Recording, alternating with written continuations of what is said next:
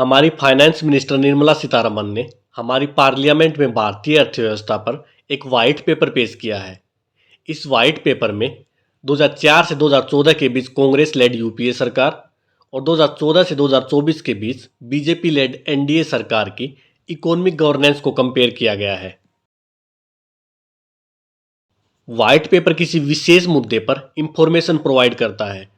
जैसे कि अगर गवर्नमेंट ब्लैक मनी पर वाइट पेपर प्रेजेंट करती है तो वह लोगों को ब्लैक मनी की प्रॉब्लम से अवेयर करती है और इसको सोल्व करने के पॉसिबल वेज बताती है।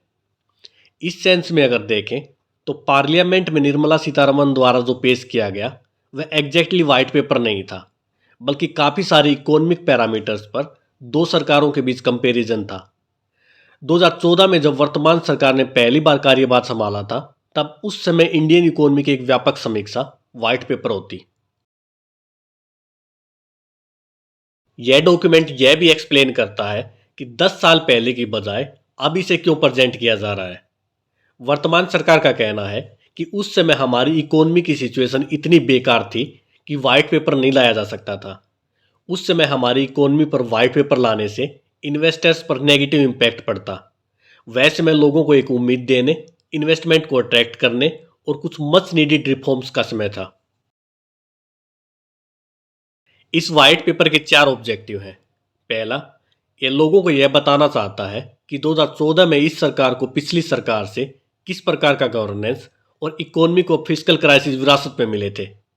दूसरा, ये डॉक्यूमेंट बताता है कि 2014 के बाद से अब तक एनडीए सरकार ने हमारी इकोनॉमी की हेल्थ को सुधारने के लिए क्या क्या स्टेप्स लिए।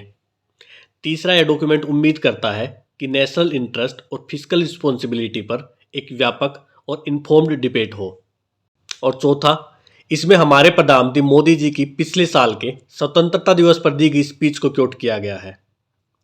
एक तरह से हम कहें तो इस वाइट पेपर में यूपीए सरकार के 10 साल के टर्म को डिजास्टर्स और मोदी सरकार के 10 साल के टर्म को उपलब्धियों से भरा दिखाने का प्रयास किया गया है।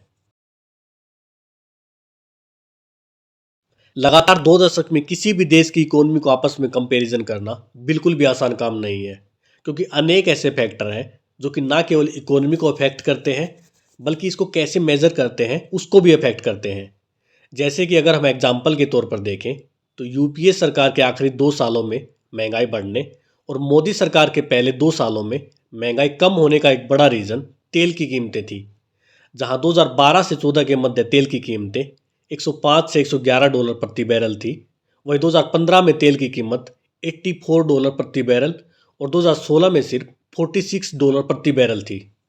दोनों सरकारों के कार्यकाल का डाटा का अध्ययन करने के बाद साफ पता चलता है कि यूपीए सरकार के समय मोदी सरकार की तुलना में बेटर जीडीपी ग्रोथ और लोअर फिस्कल डिफिसिट था।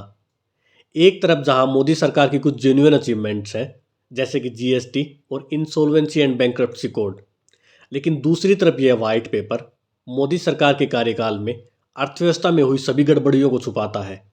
जैसे कि इस वाइट पेपर में बेरोजगारी शब्द को जगह भी नहीं दी गई है, जबकि सरकार के लेबर फोर्स सर्वे के अकॉर्डिंग 2017-18 में बेरोजगारी पिछले 45 साल में सबसे ज़्यादा थी।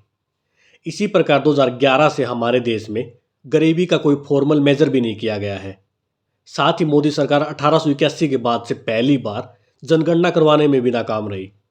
इस वाइट पेपर में जो कि पिछले 2 दशक की इंडियन इकोनॉमी की बात करता है, उसमें जीडीपी ग्रोथ पर एक सिंगल चार्ट भी नहीं है।